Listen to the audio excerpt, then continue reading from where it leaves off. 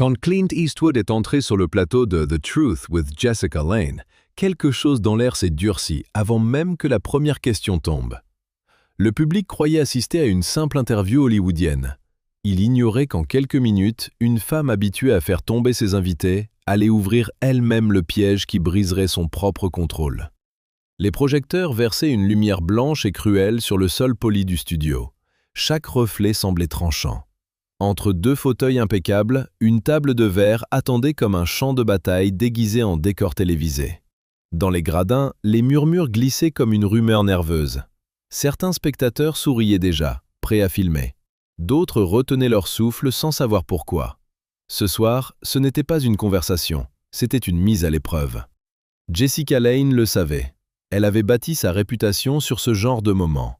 Intelligente, vive, sûre de son pouvoir, elle savait comment pousser un invité jusqu'à la faute, comment faire naître un silence humiliant, comment transformer une hésitation en séquence virale. Et ce soir, sa cible n'était pas n'importe qui. C'était Clint Eastwood, 94 ans, une légende. Un homme que toute une industrie regardait déjà comme une relique, un vestige d'un autre temps, un symbole commode à démonter devant les caméras. Jessica y voyait une opportunité parfaite. Elle n'allait pas seulement interviewer Clint, elle allait l'exposer. Le montrer comme un homme dépassé, le réduire à une image du passé. Le public sentait ce projet flotter dans l'air, presque visible. Voilà pourquoi les rires étaient trop tendus. Voilà pourquoi les regards s'accrochaient déjà à son fauteuil vide. Puis Clint est apparu, sans hâte, sans effort apparent, sans chercher à impressionner qui que ce soit. Et pourtant, dès les premières secondes, quelque chose a changé. Il ne marchait pas comme un homme venu se défendre. Il avançait comme quelqu'un qui avait traversé trop de tempêtes pour craindre encore le bruit. Son visage ne portait ni fatigue ni besoin de plaire. Seulement ce calme rare, presque dérangeant, qu'on voit chez ceux qui ont appris à survivre à la pression sans jamais plier. Les caméras ont commencé à tourner. Le voyant rouge s'est allumé. Jessica a offert son sourire professionnel, chaud en surface, calculé en profondeur. Elle a croisé les jambes, incliné légèrement la tête, modulé sa voix avec cette douceur étudiée qui précède souvent les coups les plus précis. « C'est un honneur de vous recevoir, Clint. » Sa phrase était polie, son intention ne l'était pas. Clint s'est installé avec lenteur, comme s'il avait tout le temps du monde. « Le plaisir est pour moi », a-t-il répondu d'une voix calme, basse, sans la moindre tension. L'entretien a commencé sur un terrain rassurant, sa carrière, Unforgiven, Grande Torino, les décennies de cinéma. Le public se détendait, Jessica aussi, du moins en apparence. Mais derrière ses yeux, le mouvement était déjà lancé. Elle préparait le virage, elle cherchait l'ouverture. Elle attendait le moment exact où l'admiration basculerait en attaque. Puis elle s'est penchée vers lui, sourire affiné, regard plus dur. Et le studio entier a senti le changement avant même d'entendre les mots. Soyons honnêtes, Clint, les hommes comme vous sont une espèce en voie de disparition. Quelques rires ont éclaté, pas francs, pas libres. Des rires qui testent le vent. Des rires qui veulent voir si la chute va commencer. Jessica les a entendus et s'est crue portée par eux. Elle a continué, plus tranchante, plus sûre d'elle. Elle parlait de ces hommes durs que Clint avait incarnés, de la force brute, d'un monde ancien, d'une masculinité devenue suspecte. Sa voix cherchait l'époque contre l'homme, l'idéologie contre le visage, la salle contre la légende.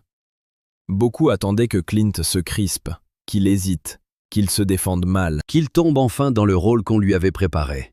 Mais Clint n'a pas bougé, pas un muscle, pas un battement nerveux.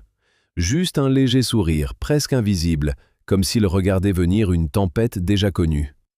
Et lorsque Jessica a lancé avec cette assurance mordante qu'il fallait peut-être désormais un nouveau type de héros, un héros débarrassé de cette masculinité toxique, un silence plus lourd que les rires est tombé sur le plateau. Clint a levé les yeux vers elle, sans colère, sans agitation, seulement avec cette tranquillité dangereuse qui annonce parfois les répliques qu'on n'oublie jamais. Puis il a parlé. Et dès son premier souffle, on a senti que quelque chose venait de basculer. La tension n'était plus diffuse. Elle était devenue palpable, lourde, presque électrique, comme si chaque personne dans le studio sentait qu'un moment irréversible approchait. Clint Eastwood n'avait toujours pas bougé. Pas un geste inutile, pas une once de nervosité. Et c'est précisément cela qui a commencé à fissurer Jessica. Elle avait lancé son attaque avec précision, convaincue d'avoir déjà pris l'avantage. Mais quelque chose ne répondait pas comme d'habitude. Il ne se défendait pas, il ne se justifiait pas, il ne tombait pas. Et ce vide, ce refus de jouer son rôle, devenait une pression insupportable. Clint a finalement parlé, d'une voix calme, stable, presque douce, mais chaque mot tombait comme une pierre dans l'eau silencieuse du studio. Je crois en la détermination, en la discipline, en la responsabilité. Il a marqué une pause, pas pour chercher ses mots, pour laisser les siens s'enfoncer. Si cela me rend dépassé, alors je l'accepte. Le silence qui a suivi n'était pas neutre, il était inconfortable. Certains spectateurs ont cessé de sourire, d'autres ont baissé les yeux, comme s'ils venaient d'entendre quelque chose qu'ils ne pouvaient pas balayer d'un rire. Jessica a senti ce glissement, une seconde à peine, mais suffisante pour comprendre que le terrain lui échappait. Alors, elle a accéléré, elle devait reprendre le contrôle. Elle a tenté de recadrer, de reformuler, de pousser plus loin. Mais Clint ne reculait pas, il ne coupait pas, il attendait. Et cette attente devenait une arme. Puis, sans hausser la voix, sans changer d'expression, il s'est légèrement penché vers elle. Son regard s'est ancré dans le sien, pas agressif, pas dur, juste inévitable. « Laissez-moi vous poser une question. » Sa voix était basse, tranchante, impossible à ignorer. Toute la salle s'est figée, même les caméras semblaient respirer plus lentement. Si quelqu'un entre chez vous cette nuit pour vous faire du mal, vous voulez un poète ou un protecteur? L'impact a été immédiat, un choc silencieux, puis des murmures, puis quelques applaudissements hésitants. Mais ce n'était pas le bruit le plus important, c'était le regard de Jessica. Une fraction de seconde, un minuscule décalage. Elle avait vacillé. Elle a tenté de reprendre pied aussitôt. « C'est une fausse équivalence », a-t-elle répondu rapidement, trop rapidement. Sa voix n'avait plus la même solidité. Il y avait une fissure, presque imperceptible, mais réelle, et le public l'a senti.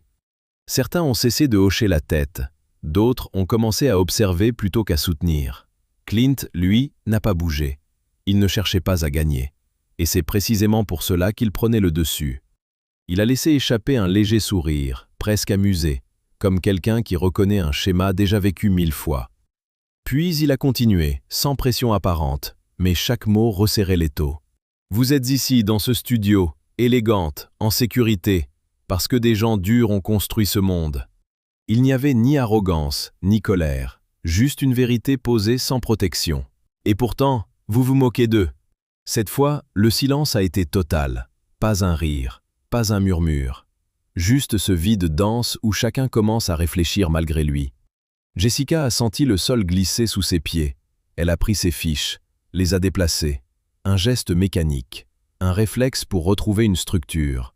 Mais il n'y avait plus de structure, plus de contrôle. Clint ne dominait pas par force, il dominait par stabilité. Et c'était bien plus difficile à contrer. La dynamique avait changé, définitivement. Jessica le savait, le public aussi. Mais elle refusait de céder, pas encore. Elle s'est redressée lentement, a croisé les jambes avec précision, a reconstruit son sourire.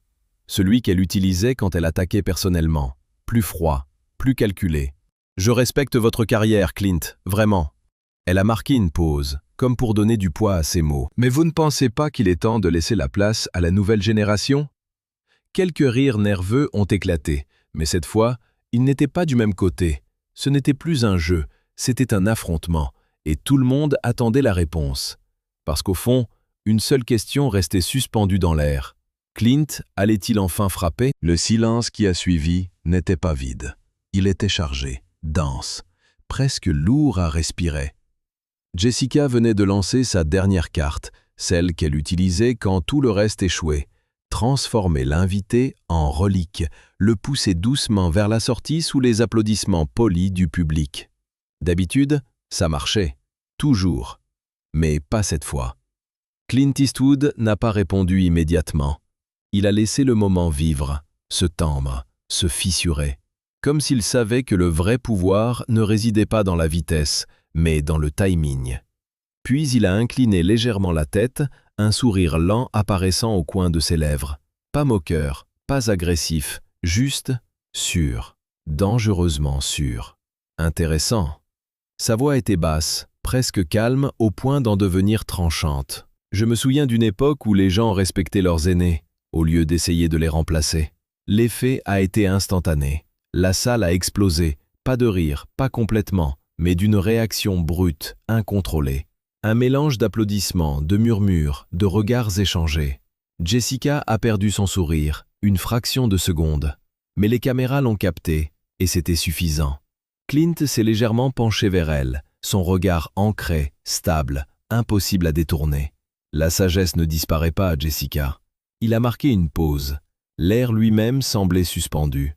Elle est simplement ignorée par ceux qui pensent déjà tout savoir. Cette phrase a frappé plus fort que tout le reste, parce qu'elle ne criait pas, elle ne cherchait pas à convaincre, elle s'imposait. Et pour la première fois, Jessica n'avait rien.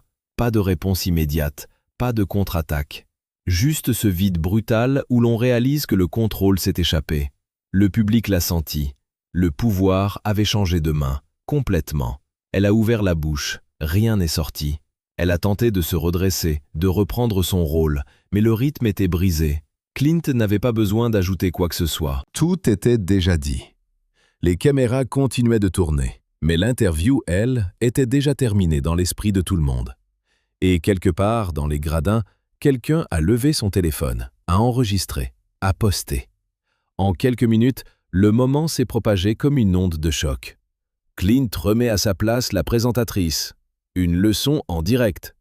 La vieille école frappe encore. Les titres apparaissaient déjà avant même la fin de l'émission. Jessica, elle, restait là, droite, professionnelle, mais figée. Comme si elle comprenait que ce moment ne lui appartenait plus. Le débat avait dépassé le plateau. Il était devenu autre chose, une question plus grande, plus dérangeante. Étions-nous trop rapides à effacer ce qui nous a construits? Trop pressés de remplacer, sans comprendre? Clint, lui, n'a pas cherché à savourer la victoire. Il ne regardait pas le public. Il ne cherchait pas les applaudissements. Il s'est simplement levé avec la même lenteur tranquille qu'à son arrivée. Une semaine plus tard, un journaliste l'a retrouvé dans un café à Carmel, en Californie. Le monde entier parlait encore de l'interview. On analysait chaque mot, chaque silence, chaque regard. « Monsieur Eastwood, une réaction sur ce moment viral ?» Clint a ajusté sa veste, pris une gorgée de café noir, puis esquissé ce même sourire discret. « Non. » Un seul mot. Puis il s'est levé, et il est parti, sans se retourner. Parce que les vraies légendes ne s'expliquent pas. Elles ne débattent pas pour exister. Elles restent debout. Et parfois, c'est tout ce dont le monde a besoin pour se rappeler ce qui compte vraiment.